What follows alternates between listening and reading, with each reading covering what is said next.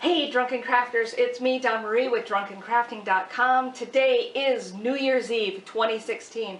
We're going to kick this dumpster fire of a year off the cliff tonight by a little drunken crafting. The project we've chosen tonight is the Pussyhat. And the Pussyhat is an initiative that has been put forth by an organization called the Pussyhat Project.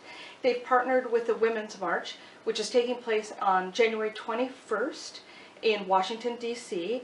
And it's basically to send a message to the new administration that as women, we have a voice and we got a lot of issues at stake coming up, and we won't be silenced.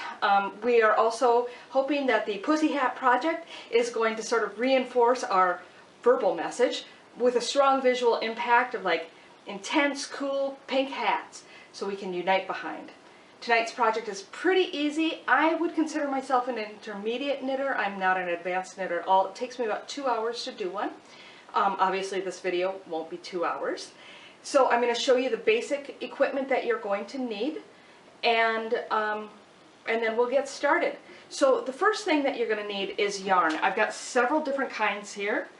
I bought all of these at Michael's. They're a chunky or a bulky weight. They're all pretty similar in weight. They were on sale actually at one of the places that I went to, and they were like $2 or $2.50 a skein, really inexpensive. One skein, it depends, you'll have to check the yardage on them. They may be able to do 1 or possibly 2 hats. Takes about 60 yards per hat. So on some of these skeins they only do 109 yards, so you got a hat and a half. Or like this skein does, I believe this is like 180, so you can actually get a couple hats out of it. You will also need, very importantly, circular knitting needles. You can see they've got a cable that attaches them. These are a size 15, which is a big needle, which is also why this project goes so quickly, because there's not a lot of stitches and it's a big yarn, so it goes quickly. You will also need, obviously, scissors. You will need a big eye needle. This is something that you'll use at the end of the project for finishing off to bind the hat together. You'll need a stitch marker. This is a fancy stitch marker. It's a little rubber one that I bought at the store. It has to be big enough to go over the needle. You could use anything. It could be a rubber washer. It could be a metal washer. It could be a hair binder. It could be a little twist tie that you cut down to the size and twist it on, as long as it fits over the needle, and it's something that you use to just mark your stitch so you remember where the beginning of your stitches begin. And then you will need some sort of a measuring device. I've got a tape measure. You could also use a ruler. And the most important ingredient, besides my growling dog, is a little wine. Tonight we're drinking Kontiki, which is a Sauvignon Blanc from California.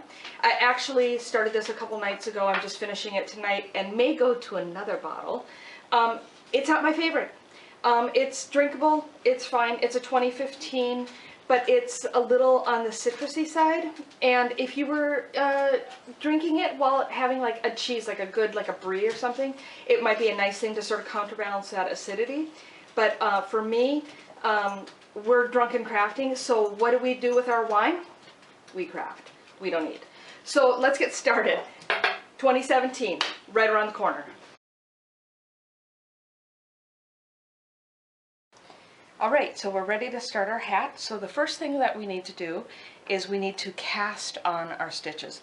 So here's our yarn. I'm going to pull off probably about 4 feet or so of yarn. The cast on stitch is quite simple. You do a slip stitch, and then there's a specific technique that we used for casting on. So to do a slip stitch, you probably know how to do this just from benefit of tying lots of different things. Make a loop and pull one end through the loop, and you can see how that creates like almost like a little noose. And then you put in your needle in the hole, and you've got technically your first stitch. So to actually cast on, you take the yarn. You can see here's your tail yarn. This is the end of the yarn. And then this is the actual skein of yarn, and I'm going to pull off some yarn here. You are going to take your fingers and you're going to use your index and your thumb, and you're going to pull them apart like this. You can see how I've got the yarn looped around my thumb, looped around my index finger. What I'm going to do is I'm going to take that needle, I'm going to bring it to the bottom thread on my thumb, the top thread on my index finger, and then I'm going to loop it through that hole that was created by my thumb.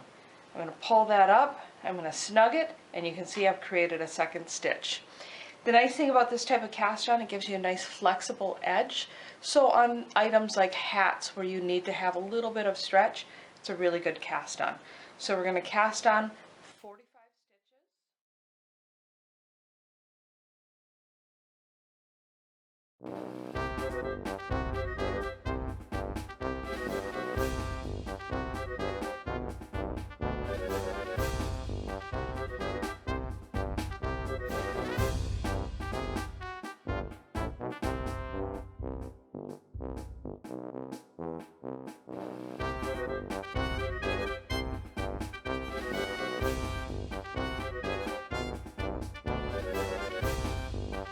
stitches.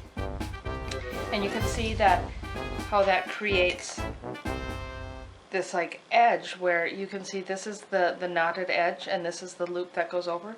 You're going to pull this sort of across your needles because you want it to expand out here. You want to make sure that you don't twist this so it's going the same direction, because otherwise you'll end up with a twisted base on your hat, and that would be a bad thing.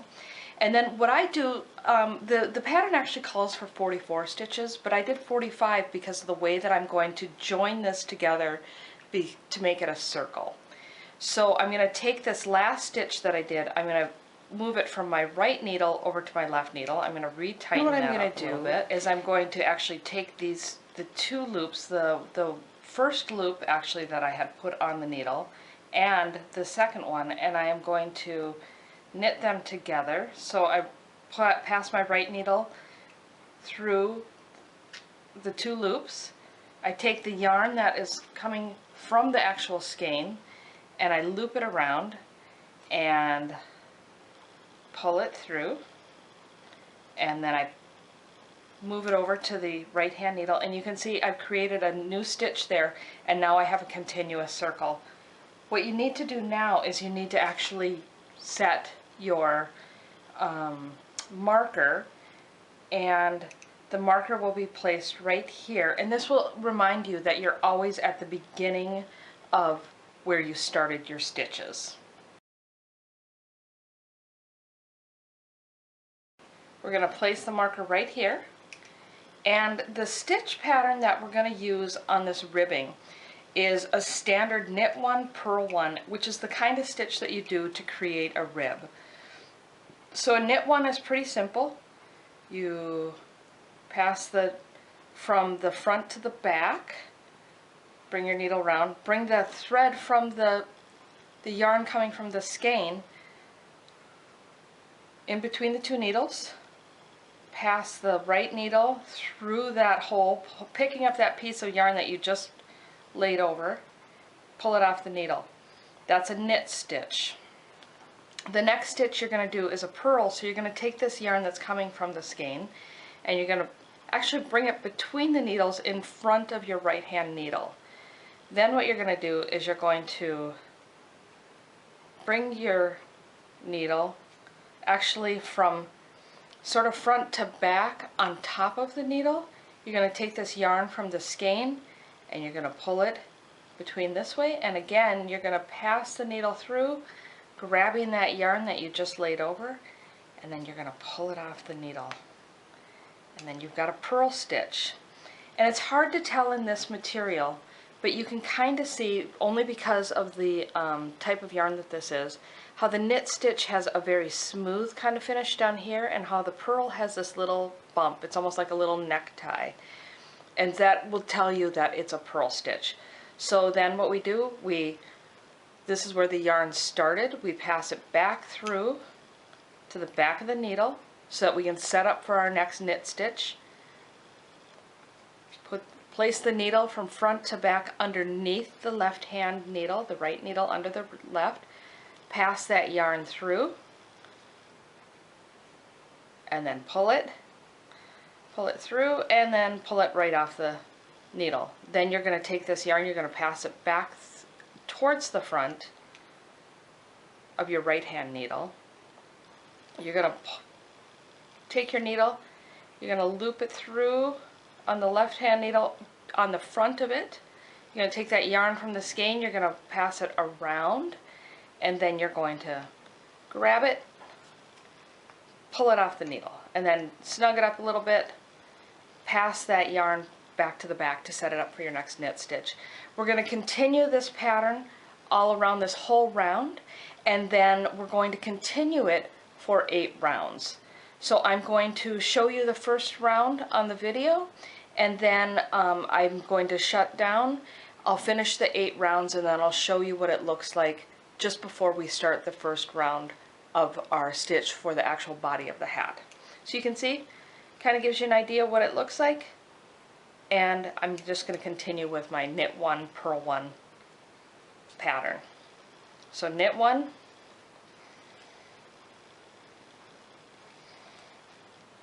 oops, sorry, my yarn's a little tight, purl 1. And you're going to notice that this is a lot tighter this first round. As you start working in the material, the whole piece gets bigger. It'll get a little looser, so it's a little easier to manipulate on the needles. This first round is always the trickiest for me. I don't know.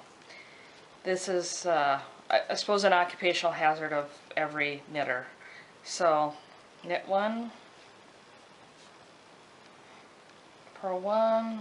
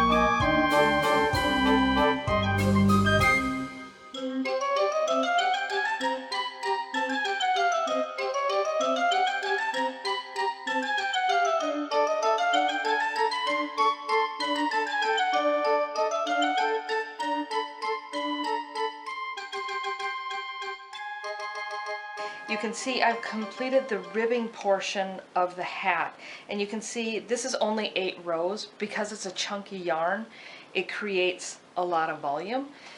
You can see, like, this yarn is also chunky, but it tends to be a little bit tighter, so you can see the rib more prominently. But you'll notice that you're going to get a different look depending upon what kind of yarn it is. This yarn is also a little bit trickier because it does have that sort of little bit of a curled edge, so sometimes it's almost kind of hard to see the rib, but just so you know. So now that we've completed the 8 rows of knit 1, purl 1, we're going to just complete the rest of the hat actually with all knit. And when you do a single knit stitch all the way around on a circular needle, it creates what's called as a stockinette stitch, which is what you see in this hat right here. You can see there's almost like a little bit of a V pattern. So it creates a very smooth kind of a knit where you can see the rib has a lot of texture to it. And it literally is going to be approximately 20 rows of knit 1 all the way through. And then we'll do the binding stitch. So I'm going to show you the first row of the knit 1, and then I'm going to flip off the camera and I'll come back.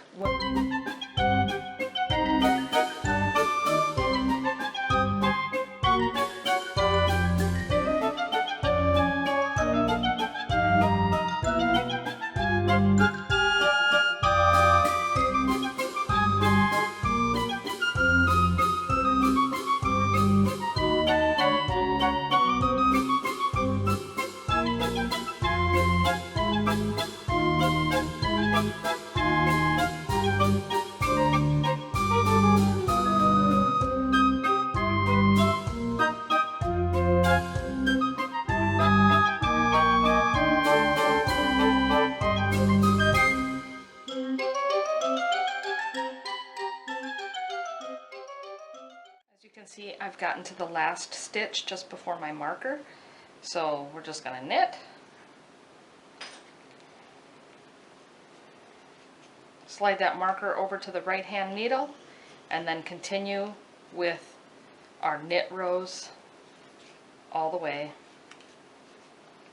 until we've completed about 20 rows. You're looking for the final measurement on this hat to be about 8 inches, and so that is going to be 8 inches from this cast on edge. So right now you can see just from that ribbing alone it's almost up to 3, so it's pretty significant. So this yarn, like I said, will knit up quite bigger than some of the other yarns, so you just, you know, adapt for that. There we go, and I will continue this until I get up to the end, and then I'll show you how to do the Kitchener stitch to bind it off. Hi, welcome back. You can see now that I have my the main body of the hat actually stitched. This was about 20 rows that we did on this one, and you can see it's right about the same size as this hat. So the next thing that we need to do is we need to finish the top edge, which you can see here how it looks like it's virtually seamless. It's what we do a stitch called the Kitchener stitch. It's a little complicated. I prefer to finish my Kitchener stitch on a straight needle. It's easier for me to work than on the round needles. So what I'm going to do is I'm going to count back 22 stitches. 1, 2, 3, 6, 7, 8, 9, 10, 11, 13, 14, 15, 16, 17, 18, 19, 20, 21, 22. And I'm going to take one of my needles, and these are a little bit actually smaller, they're a size 10, so they're easier to slide through, and I'm going to slide them through those loops. And certainly you could do this Kitchener stitch from the circular needle. It's just too hard for me. Other people might be more skilled than I am with that. So we've got 22 stitches there. We'll have 22 stitches on this side, so we're going to do the same thing again, where we're going to pull the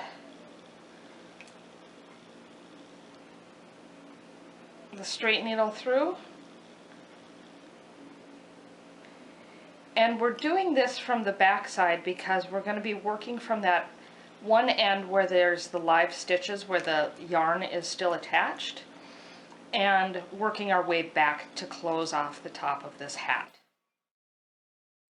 There's that. And then what I'm going to do, this is the nice thing, these are a type of knitting needle, this cable, where you can actually swap out the cable with what size needle you have. So I actually just take off my needle and then I'm able to pull this right through.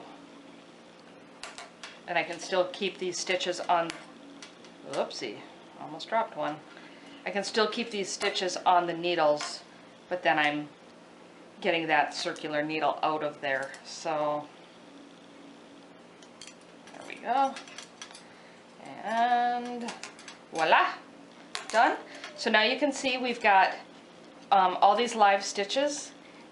The one thing with Kitchener stitch, you always have to make sure that you have the same number of stitches on each needle.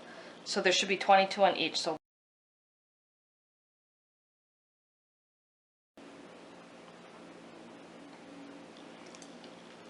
okay, so as you can see here, we've got 22 stitches on either side, and we've got our thread right here.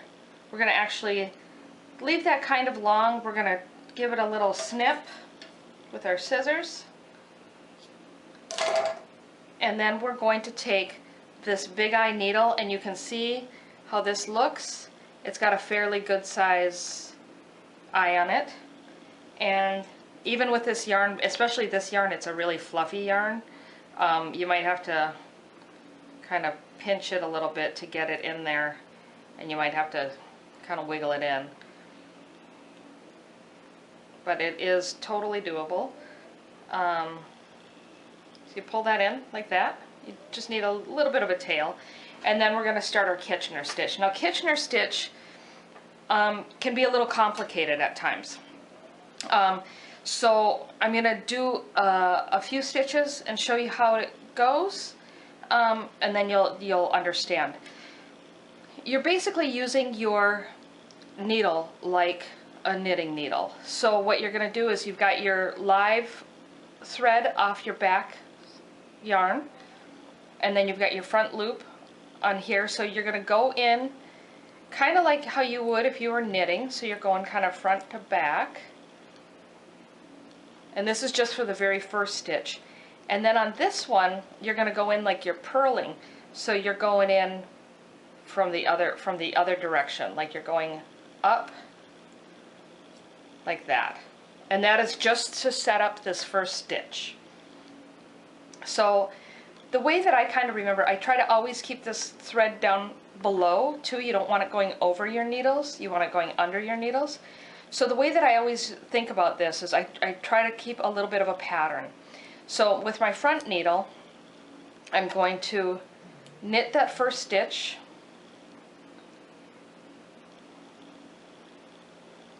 and then I can drop this off the needle. I'm going to tighten that a little bit. And then the second stitch, I'm going to purl it, and that stays on the needle. And then you go back over into here, and you are going into the first stitch on the back loop, on the back needle. Whoops, dropped my pin. First stitch on the back needle, you're going to, like you're purling it. So you go in, you can drop that stitch, and then the second stitch on that side, you go in like you're knitting. So it's basically front needle knit, drop, purl, back needle, purl, drop, knit. So it's kind of a reverse. So now we have completed our first Kitchener stitch. So we're just going to continue that pattern. So we go in and a knit, we drop this first one off the needle, we go in the second one like we're purling, that stays on, bring that thread around, we're going to go into the first one in a purl, and drop that second one off the needle, and then the second one on the back needle, we're going to go in like we're knitting, and we knit that. Perfect.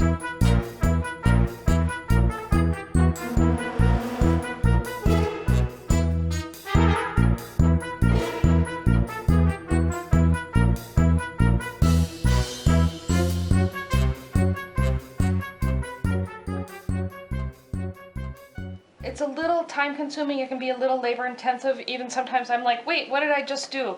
So you're going to want to have some good concentration while you're doing this. I am going to just continue working through this, and then I will show you the last.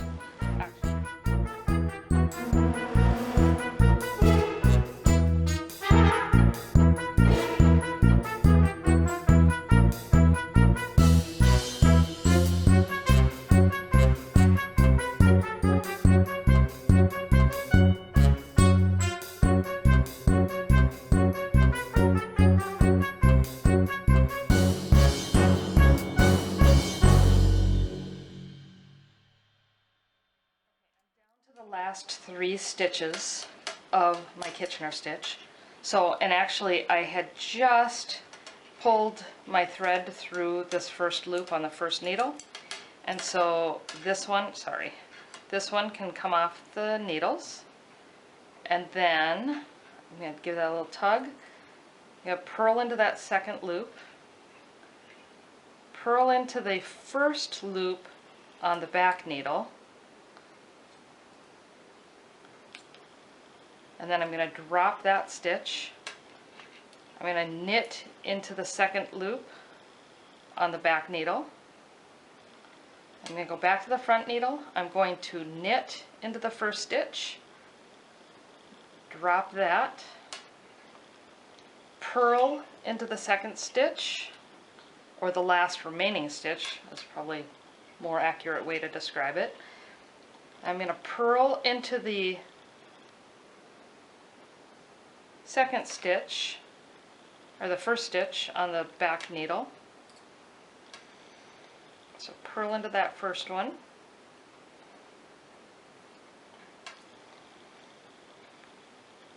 Pull this off. And then I've got 2 stitches left. So what I do with these last 2 stitches is I knit into the first one.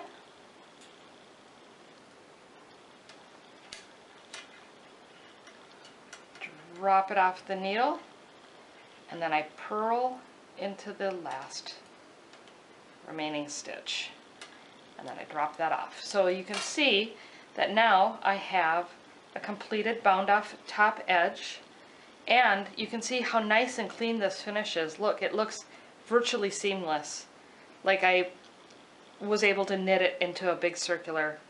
So then what you do is you take this and you run it. This is what I like to do.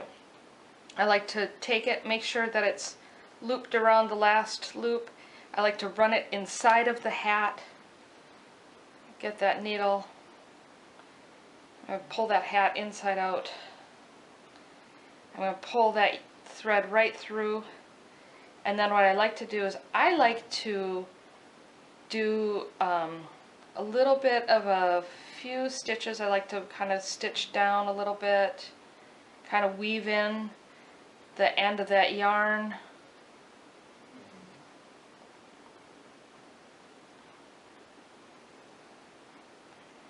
And then I'm going to kind of tie it off a little bit so that it's not right there.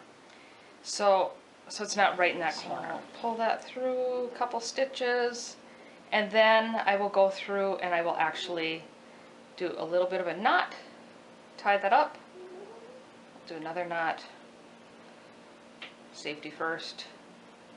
I like to make sure, can you hear my dog snoring in the background? So I like to do that, make sure that's sort of secured, and then I will pull off the needle, leave a little bit of a tail. There we go. And there is my pussy hat that's made in this specific yarn. This is the homespun from Lion's brand. I will tell you, it's a lot softer feeling yarn. I don't know how it's going to look on the kitty ears, but let's give it a try. Okay, I'm in my bathroom now, and you can see I've got, this is the hat that's made with that Lionspun, that homespun from Lion's brand. And actually, I really like the ears. I think they turned out super cute. So, like I said, it's a much softer yarn, little more open of a weave, but I think it's adorable. So, pussy hat! Woohoo!